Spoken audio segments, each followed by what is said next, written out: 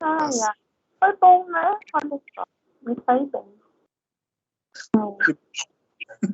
Só vou falar muito, gente, tudo certo.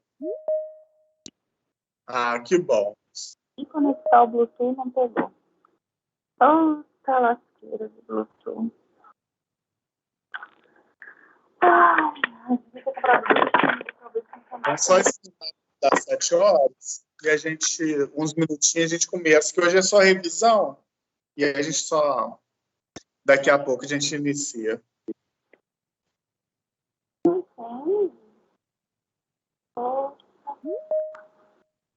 Ah, não quero brigadeiro. Eu vou ter que comer. Tá zero. Tá entendendo mais, Sara Oliveira, sei lá. É isso, Sara? Oi, meu amor. Eu já tô mexendo com você, Sara, logo antes de começar. Fala comigo. Abra seu coração gelatinoso. Tô aqui admitindo as pessoas para te adiantar.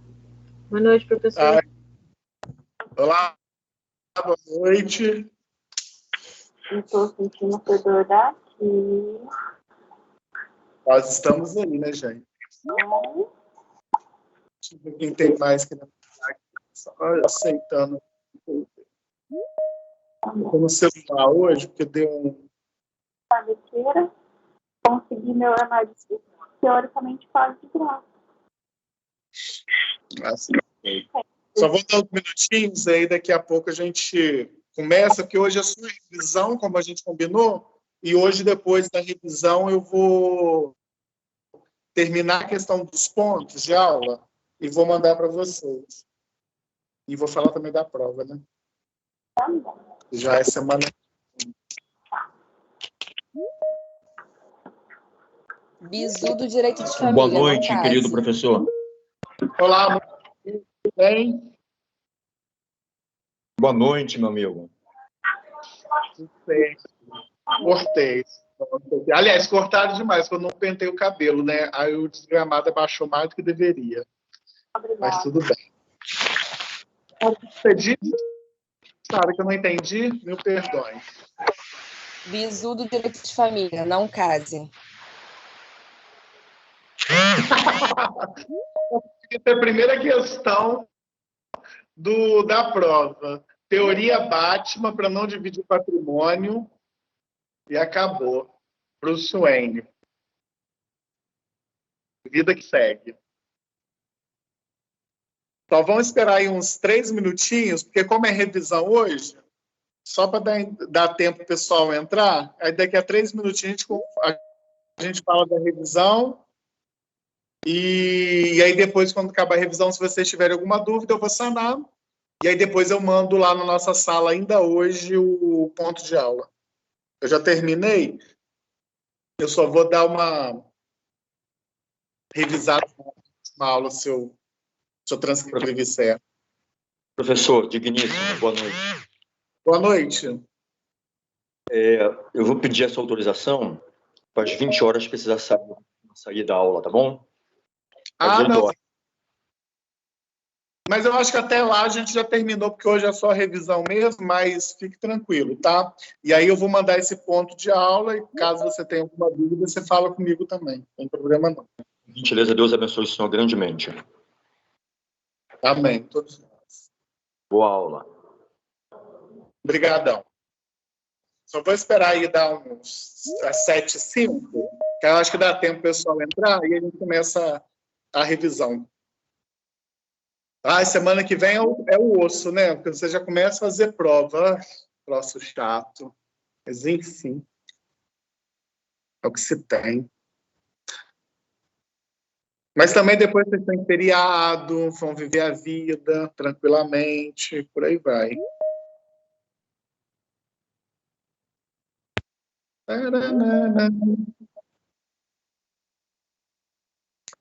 Eu acho ótimo vocês, que vocês vão aceitando o povo para mim. Melhor coisa não há. Perfeito. Muito me enxergo, né? Duas.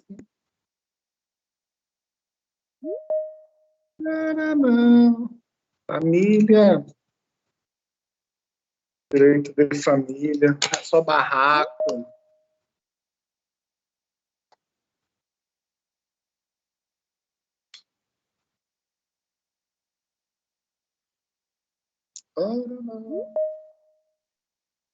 Dois minutinhos eu começo.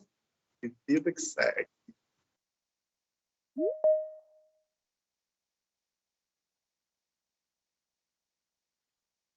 A gente tem um cachorro do andar de baixo que grita, late, parece que está no outro mundo.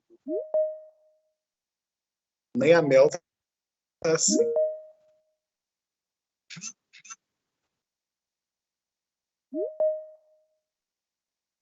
Me perguntaram a questão da prova. Eu vou, depois que eu acabar a revisão, eu falo como é que vai ser a prova.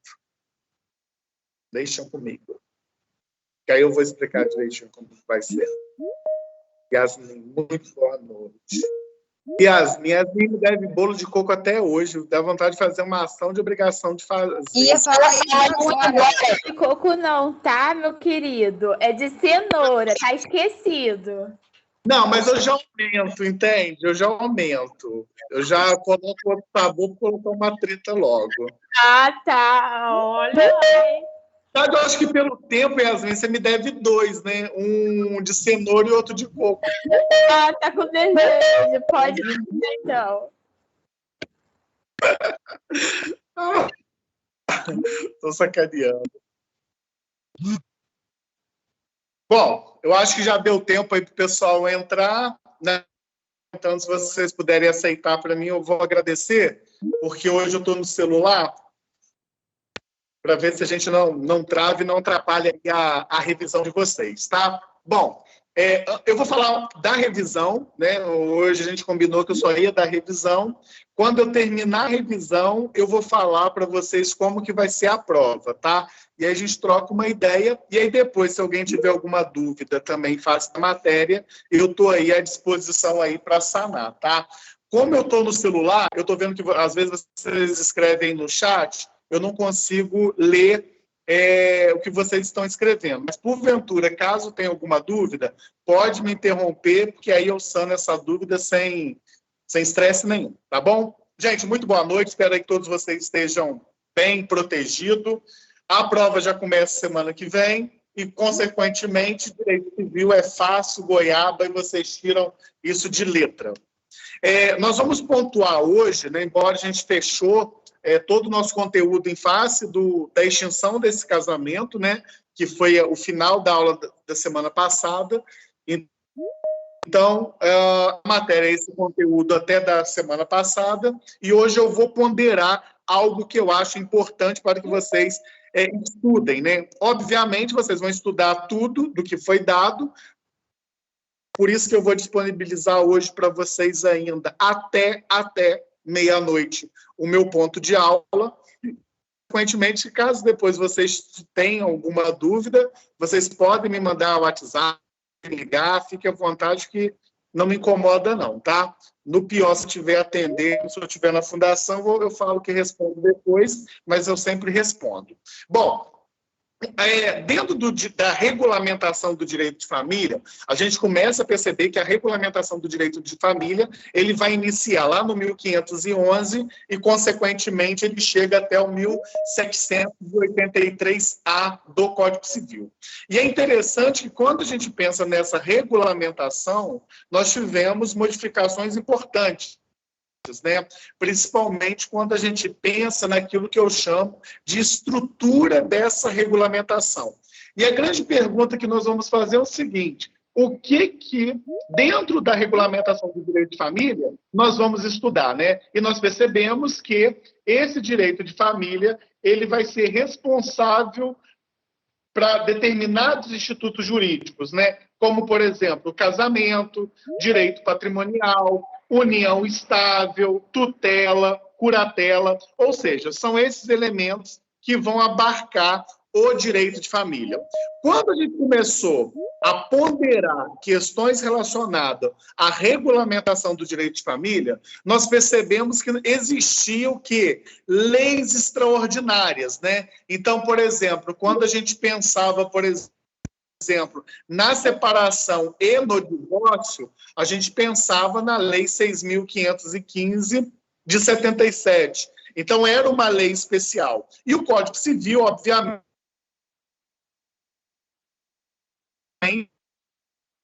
ele começa a ter validade a partir aí de janeiro de 2003, né? E, consequentemente, quando chega aí em janeiro de 2003, a gente vem com essa nova temática do Código Civil. E é interessante que, dentro dessa regulamentação, nós fizemos uma ponderação importante, né? Nós falamos o seguinte: ora, nós já tínhamos leis especiais que regulamentavam, por exemplo, o divórcio, que regulamentavam a união estável, e agora o Código Civil, ele chega em 2003, né, começa a vigorar em 2003, e a doutrina começou a questionar o seguinte: tudo que está no Código Civil de 2002, ele, né, ele é de 2002, mas que entrou em exercício em 2003. Tudo que está no Código Civil de 2002, que entrou em exercício de 2003. Está revogado? Não tem eficácia? E aí nós começamos a entender que, quando a gente pensa nesse Código Civil, eu vou aplicar o quê? O critério cronológico, né? Tanto é que, quando vocês estudam direito civil em qualquer área do conhecimento, parte geral, direitos reais, direitos de família, direito das sucessões, eles falam o seguinte: olha, o que não couber aqui, o que for diferente do que a gente está dizendo, você pode pegar uma cola emprestada onde? Lá nas leis especiais. Então, por isso que, quando eu analiso a regulamentação do Código Civil, principalmente no critério de direito de família, nós vamos prevalecer com o princípio cronológico, né? Então, obrigatoriamente, por essa razão, tudo que está escrito dentro desse Código Civil é o que há de vigor. E aquilo, obrigatoriamente, que não consta no Código Civil, nós vamos pegar essa lei especial. E é interessante que, quando a gente analisa ainda a regulamentação do direito de família, nós começamos a ratificar uma questão muito importante, né? As pessoas não podem criar regulamentos advindos do direito de família. Por quê? O direito de família, embora ele esteja dentro do Código Civil, que é um código privado, nós começamos a perceber que vai ter a aplicabilidade da teoria do interesse, né? Por quê? Porque o Estado, ele tem interesse em regulamentar as questões advindas do direito de família. O Estado, ele não deixa a cargo das pessoas quererem criar normas, quererem regulamentar as coisas da forma que eles querem. Um exemplo muito claro para nós foi quando a gente discutia, por exemplo, união poliafetiva, que nós vamos ver no futuro, né? Um homem quer ter 10 mulheres, um homem quer ter 10 homens, uma mulher quer ter 10 mulheres, uma mulher quer ter 10 homens. Na questão de fato, a gente está extremamente despreocupado com isso. Numa questão de direito, a gente já começa a perceber que há necessidade de regulamentação. Inclusive, quando a gente estudar isso, nós vamos perceber que não há mais permissão para os cartórios de nota fazer esse tipo de escritura, né? Dessa escritura chamada uniões poliafetivas. Então, quando a gente discute família dentro do regulamento jurídico de direito, a gente pensa que as normas, elas são muito mais fechadas. Por quê? Porque há um interesse social. E quando nós analisamos ainda esse direito de família, vocês precisam lembrar obrigatoriamente o quê? Que esse direito de família, ele sofreu o quê? Evoluções, né? As evoluções no direito de família é o que fez que o direito de família seja considerado o direito das famílias. Por quê? Ele sai daquela visão que família só era constituída de mulher, homem e prole. Hoje nós temos, por exemplo, uma avó que toma conta de um filho, obrigatoriamente a gente começa a enquadrar como família. Eu vejo, por exemplo, uma questão de um casal homoafetivo, nós enquadramos como família. Um irmão que toma conta do outro irmão, que eles ficaram órfãos, obrigatoriamente obrigatoriamente nós entendemos que isso é uma família. Por quê? Porque isso faz parte daquilo que nós vimos como evolução do direito de família. E a grande questão é o seguinte: qual foi o motivador para que nós tenhamos evolução dentro do direito de família? Foi um elemento muito subjetivo. Que elemento subjetivo é esse, Firmino? Foi um elemento chamado que afetividade. A afetividade, obrigatoriamente, foi o que fez essa evolução dentro do direito de família, que hoje a nomenclatura mais correta é direito das famílias, tá? Então, isso é uma questão importante que vocês precisam analisar, tá? Tem uma outra questão também que é interessante que vocês possam verificar. É quando nós estudamos aquilo que eu chamo de quê? Princípios advindo do direito de família. Quando a gente pensa em princípios do direito de família, vocês não podem esquecer, porque nós tivemos grandes referências dentro da Constituição Federal, ou seja, quando vocês analisam a Constituição da República Federativa do Brasil, nós tivemos aí alguns princípios importantes que vocês não podem esquecer na hora dessa avaliação. Por exemplo, nós tivemos aquilo que nós chamamos de igualdade entre homem e mulher, que está lá no artigo 5º, inciso 1º. Isso foi importante, porque nós sabíamos que, quando a gente olhava o critério, por exemplo, a mulher, antes da Constituição de 88, obviamente, evoluções legislativas, elas eram consideradas o quê? Coisa. Inclusive, elas tinham uma incapacidade legal. Graças a Deus, isso mudou e, obrigatoriamente, ficou ratificado na Constituição essa igualdade entre homem e mulher. Por que isso é importante dentro do direito de família? Porque agora ambos, por exemplo, podem concorrer àquilo que eu chamo de poder familiar, porque o poder familiar ele ficava obrigatoriamente vinculado a quem? Ele ficava vinculado ao marido. Então, essa igualdade entre homem e mulher fez toda a diferença dentro do direito de família. Muito boa noite. Alguém falou? Quer falar alguma coisa? Desculpe. Oi? Eu falei, eu dei boa noite. Rita. Ah, tá. Oi, Rita, muito boa noite. Seja bem-vindo. Professor. Beleza? Vai lá, quem me chamou? Professor. É o Renan, Sim. Boa noite. Vai lá, Renan. Na verdade, professor, eu tenho um pouco de dúvida, é que eu também entrei um pouco atrasado na aula, e inclusive o senhor já havia falado disso em outra oportunidade, né?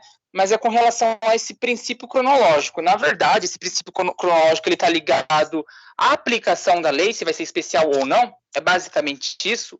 Ou estou equivocado? Perfeito, é basicamente isso. Até porque, dentro das normas gerais do Código Civil e do processo civil, qual que era a dificuldade, Renan? A gente batia muito na tecla, né? Falando o seguinte: olha, se você tem duas leis em vigor, uma geral e uma outra especial, a princípio nós aplicaríamos o quê? O princípio da especialidade, né? E, consequentemente, quando a gente olha para o Código Civil, a gente entendia que divórcio, separação, ela já era regulamentada por uma lei de 77, união-estado já era regulamentada. E aí começaram uma gente muito doida a criar uma tese falando o seguinte: ora, se eu tenho uma lei especial que rege de uma forma e o Código Civil de 2002 ele está regendo de uma outra forma, então, obrigatoriamente, essa lei especial tem que sobressair sobre o Código Civil. E aí teve um entendimento, inclusive no Congresso e no Judiciário, que falou que não, que nesse caso eu iria aplicar obrigatoriamente essa ordem cronológica. Então, eu olho o que está atual agora e vejo se é ou não compatível com a norma anterior. Porque se nós não fizermos esse critério cronológico, praticamente tudo que estava construído dentro desse Código Civil de 2002, ele seria uma lei morta, né? Então, nesse caso, nós aplicamos o princípio cronológico dentro dessa lei geral, para garantir a sua validade. Mas é nesse raciocínio seu mesmo, tá? Foi? Professor,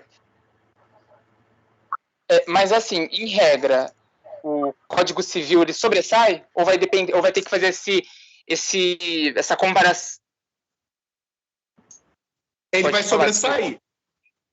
Ele vai sobressair. Eu vou aplicar o Código Civil. Ah, mas a lei lá, por exemplo, a lei do divórcio fala que, exemplo, eu precisaria de 2 anos para separação de fato, né? Olha, o Código Civil não fala mais isso.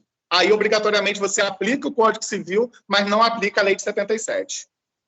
Porque ele é um código muito mais moderno devido a esse critério cronológico.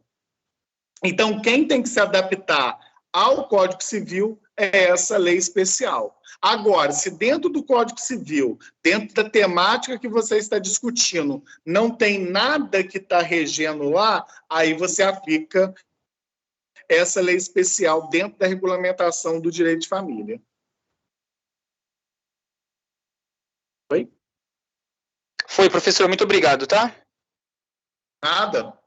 Beleza? Então, esse princípio, igualdade entre homem e mulher, é importante. Então, quando vocês forem estudar para a prova, não esqueçam esses princípios, né? Embora eu vou também colocar no ponto de aula da minha gravação que eu já transcrevi, vocês também aprofundam isso, né? O que significa essa igualdade entre homem e mulher? O que significa essa igualdade jurídica entre os cônjuges, né? O que significa, por exemplo, igualdade jurídica entre os filhos? Nós percebemos que antigamente havia diferença entre filho, né? O filho que era adotado com o filho sanguíneo, a legislação dava um tratamento diferente e a Constituição veio, através desses princípios, sanar essa ilicitude que se fazia antes. Então, esses princípios, vocês obrigatoriamente dão uma atenção também na hora da prova. É interessante ainda, para vocês ficarem atentos, deixa eu pensar aqui, quando a gente estuda, por exemplo, o critério dessa constituição familiar, né? E aí vocês têm que entender o conceito dessa constituição familiar. E nós vimos que eu tenho um conceito no sentido amplo e eu tenho um conceito no sentido quê? Restrito. Então, veja, quando eu penso, por exemplo, em constituição de família no sentido amplo, a gente começa a pensar que é o seguinte, todas aquelas pessoas que elas estão quê? Vinculadas ou pelo parentesco natural, ou pelo parentesco civil, ou pelo casamento, ou pela união estável. Ou seja, nós conseguimos, dentro deste conceito de constituição familiar ampla, colocar... Nós não conseguimos fazer distinção. Então, como eu citei anteriormente, a avó que toma conta daquela criança é uma família? Ela tem intuição de constituir uma família. O cara é solteiro, é família? O modelo de vida dele é que ele não quer ninguém. A família dele é ele só. Inclusive, quando a gente estudar bens de família, nós vamos ver uma decisão muito interessante, que a pessoa ela era solteira, invocou bem de família e teve seu patrimônio protegido. Por quê? Porque a jurisprudência entendeu, aquele juízo, melhor dizendo, entendeu que a pessoa que opta por ser solteiro, obrigatoriamente ele é uma família. Ele é feliz consigo mesmo. Então, consequentemente, se enquadra no conceito de família o quê? Amplo. Agora, obviamente, nós temos, dentro do direito, uma definição de constituição de família muito mais restrita, né? Que é aquela que a gente entende como família tradicional, né? Que seria pai, mãe, prole. Era interessante que, se você for mulher e homem, por exemplo, você estaria lá onde? Na Constituição de Família ampla, porque dentro da linha conservadora se entendia que, para ter essa Constituição familiar, necessariamente você precisaria ser mulher, homem e prole. Mulher, homem e, obrigatoriamente, essa prole que a gente entende que é filho. Então, percebam, o critério restritivo do conceito de família, ele vai ser só esse, mulher, homem e prole, né? Então, é um conceito muito mais arcaico, antigo, que hoje nem a jurisprudência, nem a doutrina está aplicando mais isso, tendo em vista aí essa constelação familiar que a gente acaba enquadrando em direito das famílias, né? Vocês vão perceber lá no futuro, quando vocês aprofundarem o estudo de vocês em direito de família, que existe um estatuto a ser aprovado no Congresso chamado Estatuto do Direito das Famílias, né? É porque a gente precisaria reconhecer esses outros nichos familiares, obviamente, sem excluir essa composição, mulher, homem e prole, tá? Então, cuidado também nesse conceito restritivo e amplo dentro da Constituição de família. Um outro ponto também que vocês precisam estar atentos na prova é a questão do casamento, né? Quando a gente pensa no casamento, vocês vão ter que lembrar da natureza jurídica do casamento, né? E é interessante, quando a gente discute natureza jurídica do casamento, talvez ele sirva de base para vocês resolverem outras questões. E nós percebemos, quando a gente conceituou a natureza jurídica do casamento, nós vimos que, majoritariamente, não há uma definição certa, mas dentro da doutrina, a gente começa a compreender que nós temos 3 correntes típicas quando a gente discute a natureza jurídica do casamento, né? Nós vimos, por exemplo, aquele conceito que o casamento ele é individualista ou ele é contratualista, né? Então, isso é uma das naturezas jurídicas do casamento. Uma outra corrente que nós vimos, por exemplo, que esse casamento é uma instituição social, né? Então, vocês têm que lembrar o que seria essa natureza jurídica do casamento através dessa instituição social. E nós temos uma terceira corrente, que ela é uma corrente muito mais moderna, muito mais equilibrada, que inclusive é a corrente que eu vou me filiar, mas não quer dizer que vocês têm que obrigatoriamente se filiar nessa, que é uma corrente entendendo que o casamento tem natureza o quê? Mista, né? Por que essa corrente fala que o casamento tem natureza mista? Porque ele vai abarcar tanto o critério contratualista, porque, veja, A e B querem casar. O que precisa ter? Vontade, né? Porque se aquele A e B não tiver vontade, obrigatoriamente eu já tenho aí uma ilicitude em face desse casamento. Então, como a vontade é um elemento extremamente importante no casamento, nós começamos a perceber que a vontade ela é muito nítida nas relações contratuais. Então, assim, a vontade é um elemento muito importante no casamento. E por que também a instituição social ela se torna importante? Porque quando a gente pensa, por exemplo, em instituição social como natureza jurídica do casamento, a gente começa a perceber que esse Estado, ele precisa o quê? Intervir nas normas regulamentadoras, né? Por exemplo, eu disse para vocês, ora, nós temos 5 regimes de casamento. Você pode criar um 6º? Não, esquece que isso não pode acontecer. Por quê? Porque quando nós pensamos em regime do casamento, ele precisa ser o quê? Tipificado dentro do ordenamento jurídico brasileiro. Isso é uma imposição das normas do direito de família. Por isso que o Estado ele intervém. Por isso que o Estado fala o seguinte, olha, se você tiver um impedimento, você não pode casar. Ora, se você não partilhou os seus bens daquele falecido, e se você quiser casar aqui, você não deve, mas se casar, o seu regime da separação vai ser o regime da separação legal, ou seja, o Estado intervém naquele seu comportamento, naquele seu fato jurídico, né? Por isso que eu entendo que a corrente mais equilibrada em face à natureza jurídica do casamento seria essa terceira corrente, né? Que essa terceira corrente, como nós vimos em aulas anteriores, ela tem uma relação com aquilo que eu vou chamar de corrente mista ou corrente eclética, né? Então, cuidado também quando vocês forem estudar lá a natureza jurídica do casamento, tá? Então, é um ponto importante. O que mais que eu acho importante? Ai, me ajudem.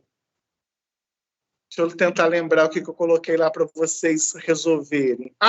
Uma outra questão também que eu acho importante no casamento são as exceções do casamento, né? É interessante que é muito bonito para quem quer casar. Eu não quero, eu divido isso. Quem quer casar, eu acho muito bonito. Eles fazem habilitação patrimonial, né? Faz lá os proclamas, e aí chega um dado momento que eles casam. Beleza. Mas há exceções que eu vou fugir no primeiro momento desse procedimento. Então, por exemplo, quais são as exceções que eu chamo a atenção? Quando a gente pensa, por exemplo, no casamento nuncupativo, né? Esse casamento nuncupativo é aquilo quando eu tenho aplicabilidade do 1540 do Código Civil, né? E nós percebemos também que a doutrina vai chamar esse casamento nuncupativo de casamento in extremis, in articulo mortis. Por quê? Porque o cara está morrendo, a mulher está morrendo. Alguém está morrendo nessa história. E aí, obrigatoriamente, mas o sonho dessas pessoas era o quê? Casar. Então, obrigatoriamente, fique atento nessa exceção voltada aí para esse casamento, né? Lógico que depois que você regulamenta esse casamento nuncupativo, você tem que adentrar no processo de habilitação matrimonial, por uma questão clara. Por que eu faço, olha a pergunta, por que eu faço procedimento de habilitação patrimonial? Por uma questão clara para nós, porque é através da habilitação patrimonial que se tenta buscar, que se tenta comprovar que não há o impedimentos do 1521. Esse é o objetivo da patrimonial é ótimo. Matrimonial, esse é o objetivo, né? O objetivo é você dar oportunidade a terceiro de gritar se tem impedimento ou não. Então, por exemplo, o cara era casado aqui com uma menina aqui, beleza, e aí ele faz o divórcio. Pode divorciar? Pode. Problema nenhum. Ora, aí ele vai lá para o norte, ele vai lá para o sul, ele vai lá para São Paulo, vai lá para Minas Gerais, acha a mãe dela gostosona, sou apaixonado pela mãe dela, isso obviamente não seria eu, acho maneiraça e vou casar com ela. Ora, por que eu preciso ter essa habilitação matrimonial? Para dar oportunidade para esses terceiros fazer uma busca e gritar: opa, esse cara não pode casar com essa mulher porque ela era sogra dele. E aí, obrigatoriamente, sogra, sogro, como nós vimos, ele é parente por afinidade. Então, há um impedimento do 1521. E se isso acontecer, nós vimos que a regra do impedimento é o que vai gerar o quê? A nulidade desse casamento. Então, cuidado com essas questões voltadas para a exceção do casamento, né? Isso é um critério importante, tá? O que mais vocês podem anotar aí? Eu vou falando na dúvida de vocês. Diga, Renan. Essa questão da habilitação aí, essa questão da habilitação matrimonial, na prática, como que é? São expedidos ofícios para os cartórios para ver se há algum impedimento? Na realidade, é aquilo que dentro da habilitação, né? É aquilo que nós falamos, né? Que fica fixados, né? Dentro do fórum, dentro do cartório do registro de pessoas naturais, que são aqueles editais, né? Por exemplo, A e B querem casar, né? E aí ele vai escolher, dentro daquele seu domicílio, onde tem o cartório de registro de pessoas naturais, né? Ele que é competente para fazer a lavratura da certidão de casamento. E aí é muito comum, dentro daquela circunscrição, você colocar o quê? Editais, né? Então, você coloca no domicílio da noiva, um edital que vai ter lá os dados dessas pessoas, né? Que nós vamos chamar de nubentes, né? De A e de B, brasileiro, solteiro, advogado, ela brasileira, divorciada e BBB, bababá, coloca os dados dela, informando que eles pretendem contrair núpcia, pretendem se casar, e vai fixar esses editais dentro desse cartório, né? É muito comum, às vezes, por cautela, você fazer o quê? Publicações desses editais em jornais de média e grande circulação, né? E esse é justamente por esse objetivo, para levar ao conhecimento de terceiro que essas pessoas vão casar, e se alguém perceber que tem um impedimento, essa pessoa obrigatoriamente comunica que essas pessoas não poderiam casar por essa ou por aquela razão. Por isso que quando a gente pensou lá naquele procedimento do casamento, lembra que eu falei, olha, o sim é extremamente importante para o casamento. Então, se você vai casar e vai levar o juiz de paz, por exemplo, lá para a roça, para a praia, para o clube, para, sei lá, casa de festa, nesse momento desse aceite, a porta ela pode estar encostada. Ela não pode estar o quê? Trancada. Por quê? Lembra que a autoridade celebrante ela vai perguntar, tem alguém aqui que se opõe a esse casamento? Então, por isso que não pode estar trancado, mesmo que seja num evento particular, para dar oportunidade do terceiro abrir aquela porta como se fosse uma novela e falar, esse infeliz não pode casar por isso e por isso aquela razão, né? Então, essa é uma das razões dessa questão. E por isso que eu preciso fixar esse proclamas dentro desses órgãos, seja do fórum, seja no próprio cartório RCPN, para dar oportunidade para essas pessoas falarem desse impedimento, tá? Por essa razão. Foi? Que a gente chama isso de proclama. Sim. Oi, Rita. Oi, eu queria tirar uma dúvida. É verídico que a partir dos 70 anos, 7.0, só se casa mediante uma testemunha sanguínea? Ou sanguínea? Não, na realidade, com 70 anos, você não tem a liberdade de escolher o seu regime de bens. Mas né? só essa é a diferença, não é? Isso. Que você vai casar por separação legal. Sim, mas eu digo, não É tem por essa existência de testemunha. Não. Testemunha é qualquer um. Tá bom. Qualquer. Tá, obrigada. Na realidade, a imposição da lei é a questões voltadas do regime. Né? Por exemplo, a pessoa está com 70 anos, está com 71 anos. E aí ele quer casar 70 anos e um dia. Vou melhorar isso, 70 anos e um dia. E aí essa pessoa gostaria de casar com separação... Aliás, gostaria de casar pelo regime da comunhão universal de bens. Opa, não pode. Não pode. Não pode, porque obrigatoriamente da idade a lei vai nomear qual é o regime dele. Por isso que eu disse para vocês que eu prefiro colocar o casamento na terceira corrente, porque a gente tem uma interferência muito grande do Estado. Né? O Estado tem uma interferência muito grande nessas relações familiares, ao ponto de impedir que essa pessoa venha contra e aí escolher efetivamente qual seria o seu regime. Né? Entendi. Porque, na realidade, a escolha do casamento já é antes mesmo dos 70 anos, né? Já está lá, a pessoa quando vai casar já coloca bens, parcial de bens, né? Já não existe mais o total, não é isso? Não, depende. Não, caso em caso. Não, depende. Eu só vou lhe responder para você não ficar sem resposta. Mas a gente não estudou regime de bens ainda na matéria de prova. Mas eu vou lhe... a gente não entrou. Na questão de regime de bens, nós temos 5 regimes de bens. Comunhão universal, comunhão passiva, separação legal, separação particular dos aquestos. Quando a gente, por exemplo, hoje, quando a gente não tem que ter um áudio ligado, acho que é do Paulo, quando a gente tem hoje, por exemplo, uma questão para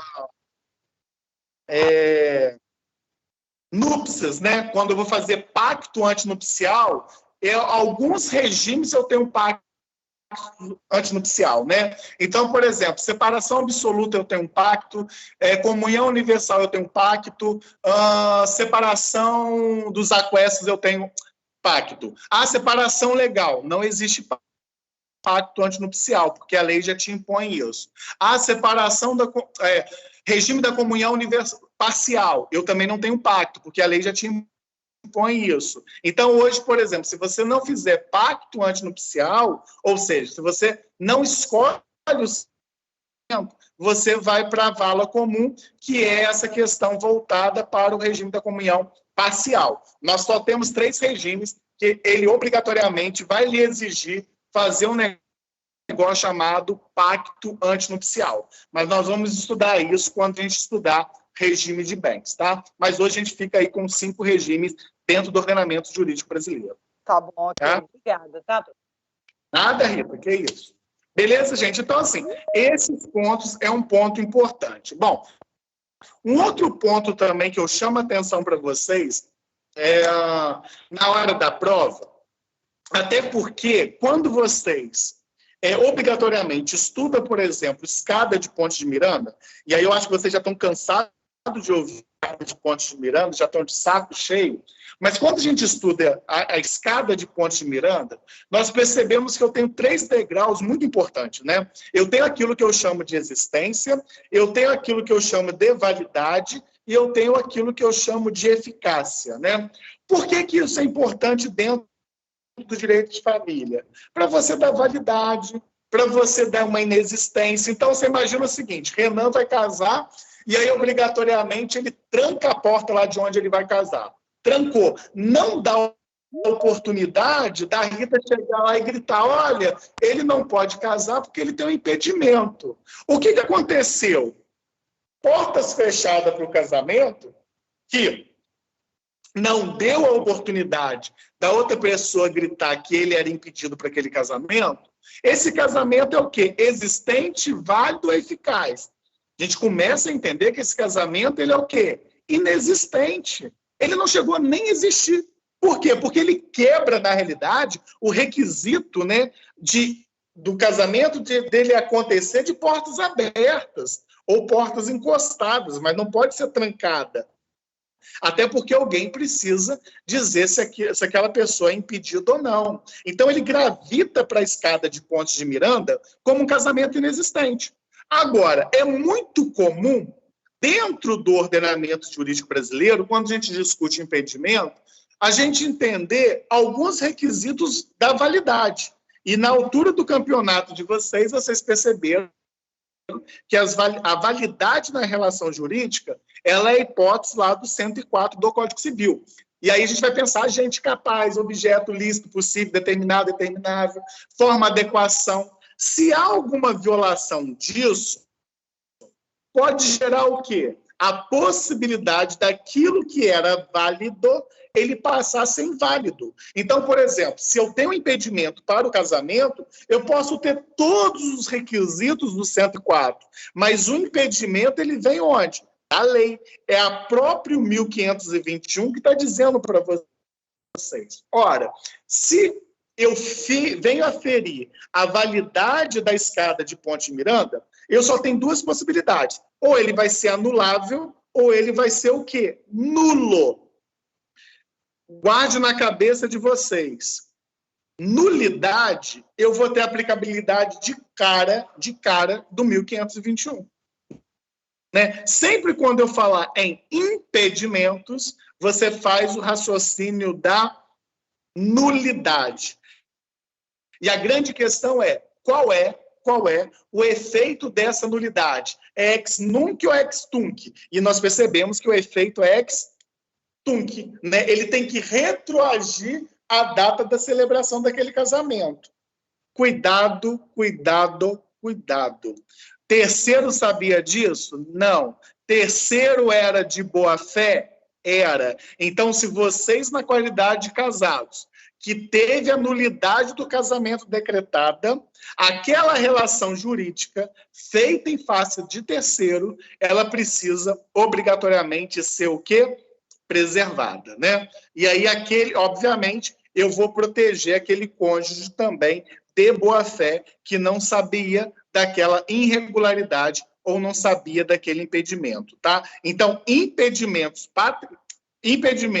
matrimoniais, eu gosto de dinheiro, gente, eu só falo em patrimoniais. Impedimentos matrimoniais, obrigatoriamente, ele só vai gerar aquilo que a gente chama de nulidade. E é interessante que a nulidade é um dos efeitos do fato jurídico mais grave que nós temos, né? É o que vai gerar a nulidade dessa relação obrigacional que vocês acabaram de contrair, tá?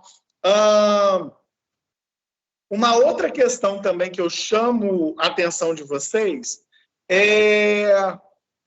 deixa eu ver, são as causas supervenientes, né? Aplicabilidade do 1523, né? Causas supervenientes, a gente pensa o seguinte: posso casar? Porque a lei fala, não deve casar, né? Aplicabilidade do 1523, não deve casar. Posso casar? Posso. E se eu casar, tem penalidade? Tenho. É o regime de bens, né? Obrigatoriamente você vai casar e não vai poder escolher o regime de bens. Quem vai determinar qual vai ser o regime de bens vai ser a lei, ou seja, vai ser a separação legal. E aí, obrigatoriamente, é como se a lei tivesse lhe dando uma punição porque você não resolveu o que você tinha que resolver. Então, por exemplo, A e B são casados, e aí eles têm patrimônio. B morre. O que esse A tinha que fazer? Ora, com a morte dele, se ele deixou patrimônio, tem que fazer a partilha de bens, né? E aí ele não faz.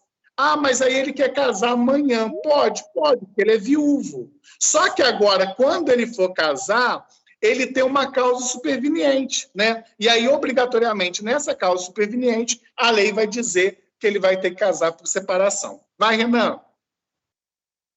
Professor, mas aí, no que tange essa causa superveniente, se posteriormente, né, o casal, eles resolverem essa questão, eles podem estar fazendo essa alteração do regime de bens, né?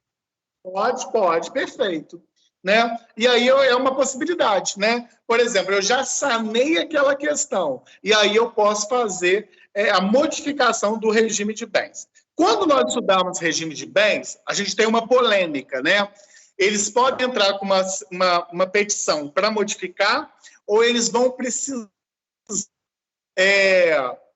divorciar para alterar o regime de bens, né? E aí, quando eu der para vocês regime de bens, eu vou fazer essa ponderação com vocês. Mas, no final da questão, e aí até isso que o Renan falou, é o seguinte: acabou essa causa superveniente.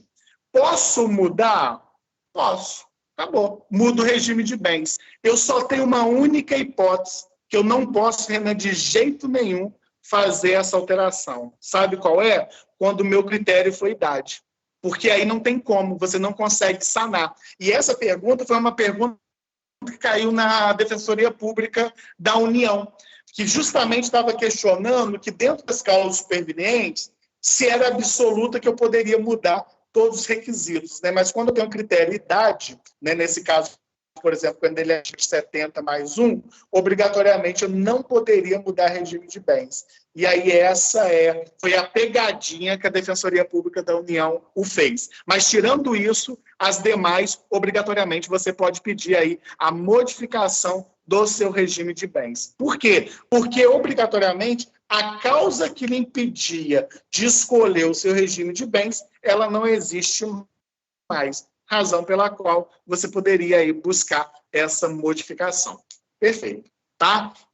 Então, fique atento a essa questão. Bom, deixa eu ver o que mais. Goiaba, gente, família, é fácil. O que mais que eu posso? Eu estou falando, assim, o que eu acho que é importante cair. Lógico que vocês vão estudar tudo, e aí, obrigatoriamente, são os pontos que eu estou chamando mais atenção nessa revisão. Assim, uma outra questão também, muito importante, é quando você olha, por exemplo, o que gera uma ineficácia do casamento, né? Aí você faz o contraponto, né? Por exemplo, o que geraria um casamento válido, né? Aí vocês precisariam lembrar dos requisitos, né? Exemplo, esse casamento ele tem que ser existente. Diversidade de sexo, né? Quando a gente aplica lá o 1557, por exemplo, inciso 1, eu preciso disso ainda? Aí nós falamos, olha, vamos olhar isso com ressalva, porque ele tem aplicabilidade lá do erro de pessoa, que a diversidade de sexo hoje, ele não é um critério absoluto, né? Tanto é que hoje eu posso permitir casamento com pessoas do mesmo sexo, né? A grande questão é quando, por exemplo, você não sabe que a pessoa mudou de sexo, né? Aí a pessoa mudou de sexo, você casa com aquela pessoa e, consequentemente, você descobre. Será que eu tenho a possibilidade aí de erro em face da pessoa? Aí é uma possibilidade de anulidade do casamento. Então, fique atento também que a diversidade de sexo como requisito absoluto para casamento válido, ele não é mais requisito absoluto, tendo em vista a possibilidade que casais homoafetivos eles podem casar.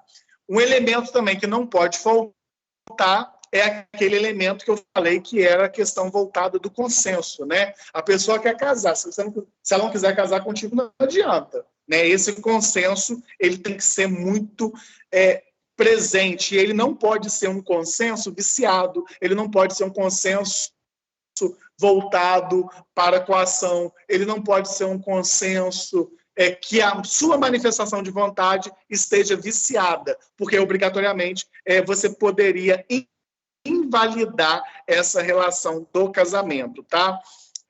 A celebração do casamento também, ela é importante, né? Você precisa ter, como nós vimos, uma autoridade competente, aquele juízo de paz, por exemplo, é uma autoridade competente para proceder o casamento. Cuidado, que eu dei um exemplo que foi até numa prova da Defensoria Pública do Estado do Rio de Janeiro, que você tinha um juiz, né? Além dele ser juiz outorgado, ele é juiz de paz. E aí ele se aposentou. Saiu no Diário Oficial que ele estaria se aposentando hoje, 28/9 de 2021. E ele fez a celebração do casamento.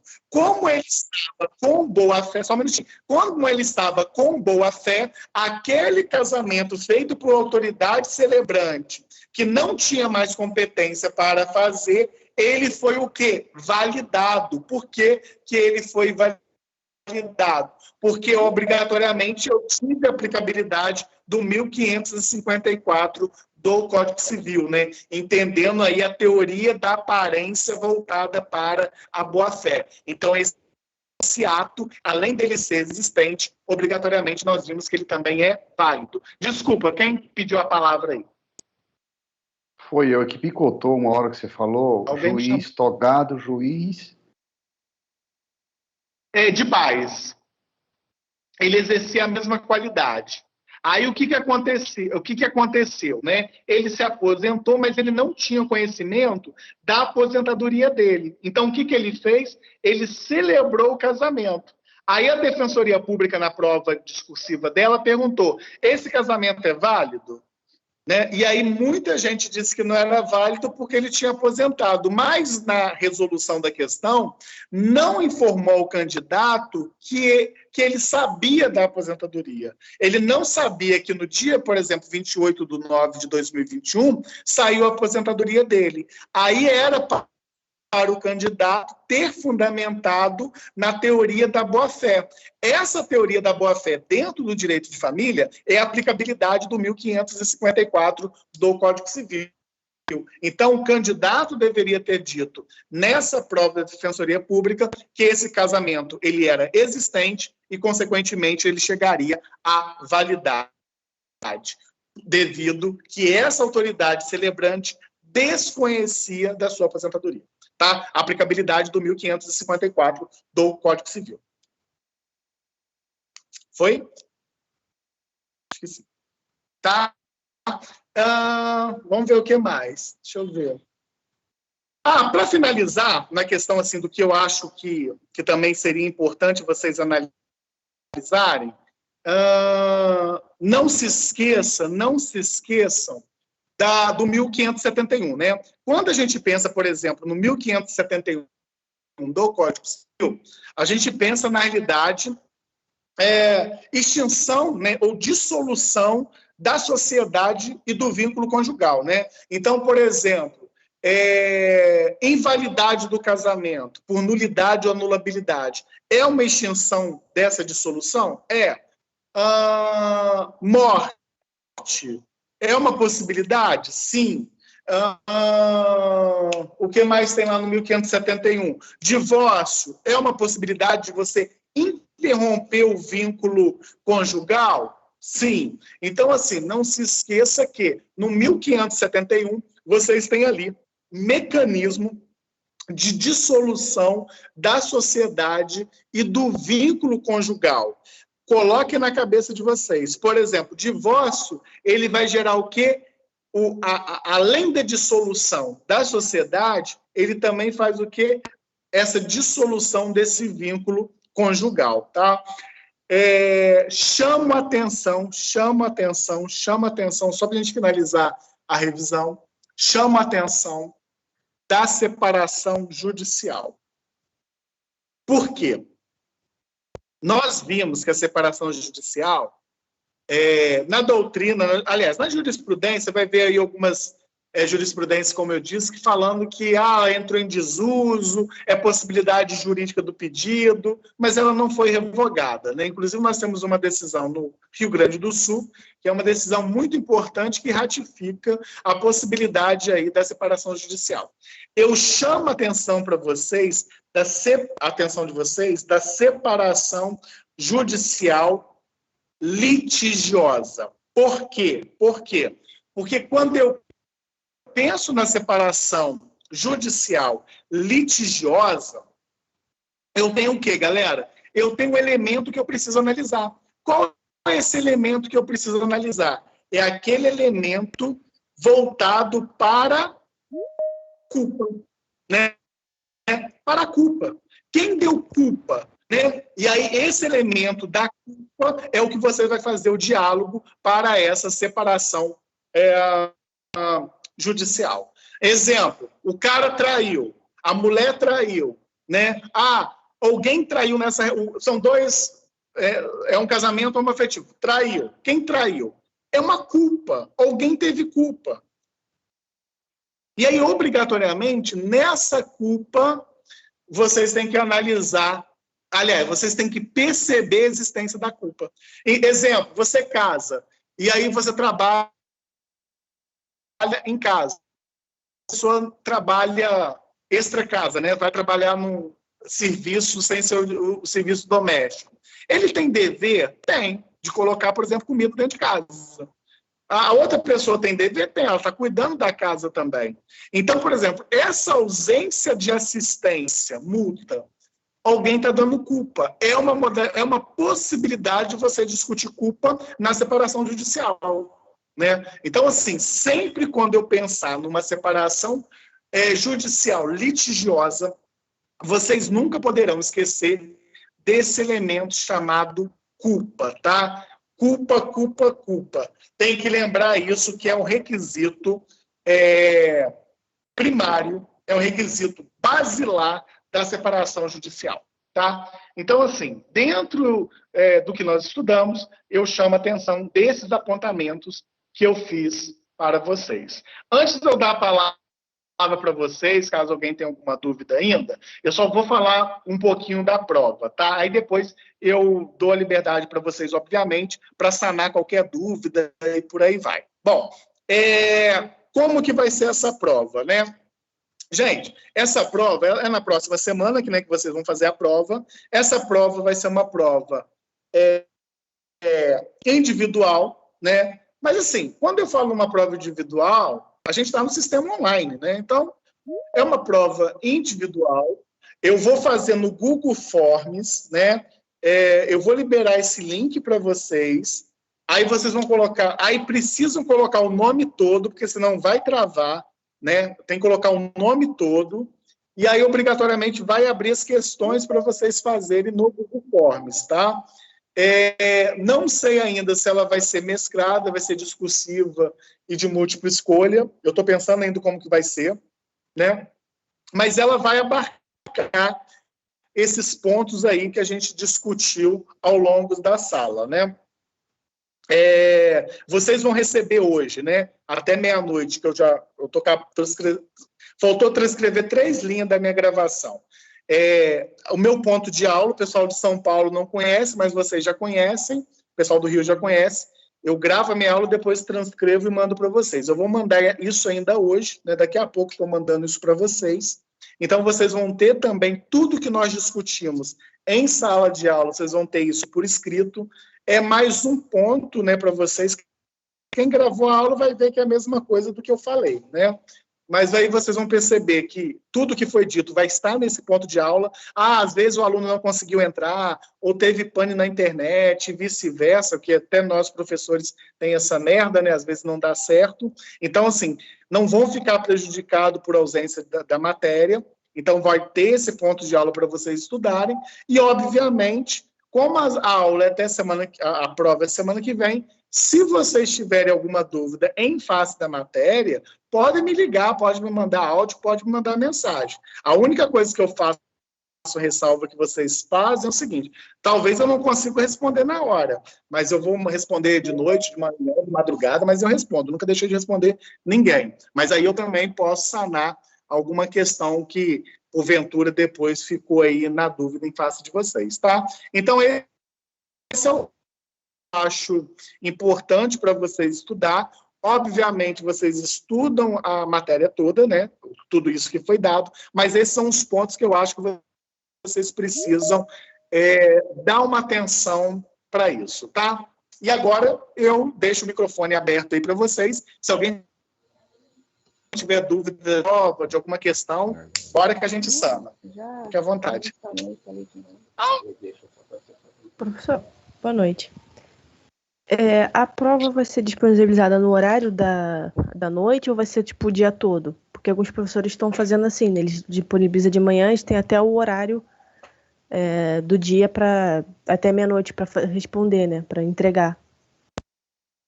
Não, o meu vai ser no horário da prova, do horário da aula. No caso, vai ser do horário da hora até a finalização? Ou vai se estender o prazo? Tipo, até 11 horas? Eu posso estender, não tem problema nenhum, não. Eu só não vou colocar assim o dia todo, vou explicar por quê. Tipo assim, Firmino, lá que você é ordinário, por que não está fazendo isso? Eu vou explicar por quê. Porque a prova, provavelmente, ela é uma prova, não é uma prova, é uma prova que... Porque eu entendo o seguinte, se tivesse presencialmente, a gente tem que fazer uma prova que o aluno ele consiga desenvolver, né, dentro do tempo da aula, né? Até porque eu não posso criar, por exemplo, eu não vou dar uma prova para vocês com 20 questões para você fazer o dia inteiro e se prejudicar em outras coisas, né? Ou colocar 1000 outras coisas para vocês resolverem achando que vocês só têm a minha prova para fazer, né? Isso eu não vou fazer. Mas eu vou colocar umas questões que, em tese, a gente entende que dentro do horário de aula vocês conseguiriam resolver. O que eu posso fazer, até para ser justo, eu até estender o tempo da prova, né? Eu posso colocar de 7 às 11, de 7 à meia-noite, algo assim. Por quê? Porque a gente entende que a gente está no sistema online, a internet pode cair, pode falhar. Então, eu posso fazer isso que não tem implicação nenhuma, né? Acho que fica bom assim. O que vocês acham? Não, né? Perfeito, justamente porque alguns amigos ainda estão com problema na internet, por exemplo, não conseguiram entrar hoje devido, né, a alguns problemas de rede. E aí, para eles ficarem mais tranquilos, né, porque eles vão ter tempo. Perfeito. E se tiver, gente, foi até bom vocês também falarem isso, se tiver alguma coisa no dia da prova, meu telefone vai no ponto de aula, vocês me mandam mensagem que depois eu vejo o que eu faço, né? Porque isso pode acontecer, né? Às vezes a internet falha, alguma coisa aqui para ninguém ficar prejudicado. Quanto a isso, fiquem despreocupados que eu não sou canalha em relação a isso não, hein? Então, assim, deu algum pane, lógico que eu preciso saber, né? Eu preciso saber, se eu não sou, por exemplo, se não chegar até meus conhecimentos, aí não tem o que ser feito, né? Professor, mas chegar ao meu conhecimento, acha... Oi? Só quem já lhe conhece é que sabe. Se é uma coisa que você não Não faz, é? é prejudicar aluno. Com certeza, não faço mesmo, porque fui aluno e estava no mesmo barco. Então, assim, eu não sou injusto em relação a isso. Então, assim, quanto a isso, fique despreocupado. Me avise que a gente vai buscar uma solução em relação a isso. Não fique preocupados também, porque a prova, ela vai ser uma prova feita para ser resolvida dentro do tempo de aula, embora eu vou estender esse tempo aí que vocês estão pedindo. Não tem oposição nenhuma em relação a isso. A única coisa que eu peço é o seguinte, eu sei que é online, né, vocês vão ter acesso a código e etc e tal, mas tentam fazer a prova pensando, né? Quando eu falo pensando, eu costumo brincar com vocês e falo o seguinte, gente, direito civil é bom senso. Se você esquecer alguma coisa, não está achando na hora de procurar, vai para o bom senso. É dia a dia. Eu tenho certeza que vocês vão arrasar, tá? E qualquer coisa, vocês me avisam. Dá uma lida nesse ponto de aula que eu vou mandar. Se tiver alguma dúvida, pode mandar mensagem, que eu não me incomodo em relação a isso. E eu tenho certeza que vai dar tudo certo, tá? Então, eu me comprometo a fazer dessa forma. De vez eu fechar, a gente vai iniciar às 19, eu vou estender até meia-noite, que aí eu acho que tem um tempo razoável aí para vocês fazerem a prova, tá? A gente faz, de vez de fazer de 19 né, até as 22, a gente faz de 19 até meia-noite, né? E aí eu acho que é um tempo razoável aí para vocês fazerem a prova, tá? Nesse momento, a prova está muito tranquila, porque a gente acabou tudo a questão de casamento, a parte mais teórica no começo da matéria, que era constituição de família. Então, assim, o conteúdo tá goiaba, como eu falo, fácil, tá? Alguém tem mais alguma coisa, alguma sugestão, alguma crítica? Fique à vontade. Alguma dúvida? A gente sama. Quer fazer a prova discursiva, não? Não sei ainda. Eu provavelmente eu não devo fazer discursiva, não. Mas eu não tá certo ainda, não. Por quê? Juntou muita turma, né? Eu não sei ainda, mas eu vou pensar se eu vou mesclar agora ou se eu deixo para a segunda verificação, tá? Firmino, mais alguém? em relação... Ou Sara, acho que eu... tá me Vai lá, ouvindo? Sara.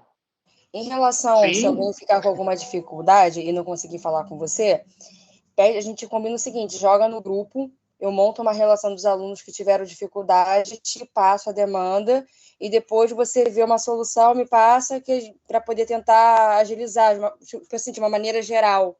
Porque a gente se fala pelo grupo mesmo. Maravilha, perfeito. O pessoal de São Paulo está no seu grupo? Tem uma galera, passa para a representante passa para mim, aí eu te encaminho. Mas porque beleza, assim, então. dessa forma, de repente, você vai visualizar de uma maneira geral e pode demorar a responder algum zap, semana de prova, aquela agitação. Aí o povo vai me xingar, o desgramado não me responde. Jamais. 8º período, noite, jamais faria isso. Tenho certeza que a turma jamais faria isso. Ai, Sara. Professor. Sara, eu gosto de uma treta, sabe? Com você. Pelo amor de Deus. Sara gosta de uma quieta. Professor. Não, beleza, eu acho que assim é legal. O pessoal de São Paulo também tem grupo? Ou... Sim, nós temos sim. Eles estão no grupo. Então ótimo. Acho que fica bacana assim, dessa forma. Nós estamos juntos, professor. O professor podia dar no Forms, né? Desculpa, múltipla escolha no Forms, né, professor? Oi? A prova podia ser no Forms e múltipla escolha, né? Para ficar mais fácil para o professor corrigir, já pensou? Eu tô pensando, eu já fiz a prova no Forms e foi tranquilo, assim. Mas assim, leiam com olhos de ler, hein? Leia com olhos de ler. Mas eu fiz no Forms uma determinada época, foi bacana, não foi ruim, não. Tá? Mas eu acho que eu posso... Perdão, tá travando aqui. Isso se todo mundo concordar, porque eu acho que fica mais fácil, né, do que você olhar 700 mensagens de uma vez só e responder todo mundo. Acho que todo mundo numa lista só, você consegue... Porque o problema provavelmente vai ser de conexão, ou o formulário que está dando erro. São coisas assim, né, do próprio sistema. Aí, se o pessoal concordar, a gente pode combinar assim. Obrigada, Sara. Obrigada, professor. Desculpa incomodar. Eu acho que assim é bacana. Eu acho que assim é bacana, porque aí ninguém vai ficar assim preocupado, né, no que sentido? Olha, não tive uma resposta de imediato, alguma coisa assim, e ficar preocupado, ansioso com as questões. Eu acho que é coerente, sim. Eu acho que acordando dessa forma, todo mundo fica um pouco mais tranquilo, porque eu sei muito bem como é que é essa questão dessas provas online. Os principalmente turnos comunicam, os turnos ótimo. Com os representantes, a gente combina e te passa, é mais fácil. Perfeito, perfeito. Não, é melhor, porque quando dá certo online é ótimo, quando dá errado que é uma M. Mas está combinado, por mim está combinado. Não tem oposição nenhuma em relação a isso. Tá? Tá, eu vou perguntar no grupo geral e passo para você no Zap, se pode ser feito assim. Beleza, então. Tá. Mais alguém tem alguma dúvida, alguma questão? Tudo goiaba? Não tem dúvida, não. Eu acho que é bem pertinente que feche à meia-noite, porque essa questão remota é complicada mesmo, que nem no dado momento aqui.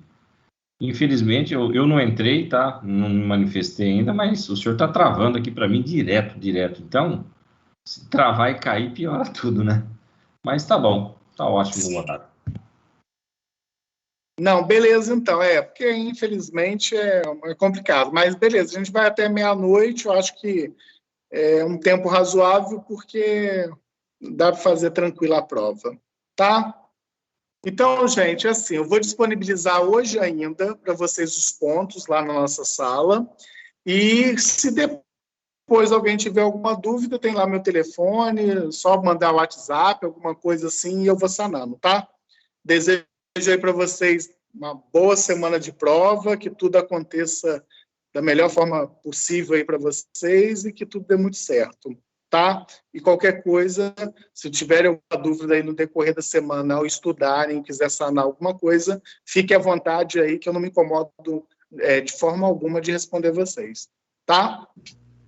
Fechamos? Fechamos, obrigado. Obrigado, professor. Obrigada, professor. Boa noite, professor. Gente, então se cuidem. Obrigada, pessoal. Obrigada, boa noite. Fica com Até Deus, mais, gente. Boa professor. semana. Tá. Muito boa noite. Boa noite. Amém. Todos nós. Tchau.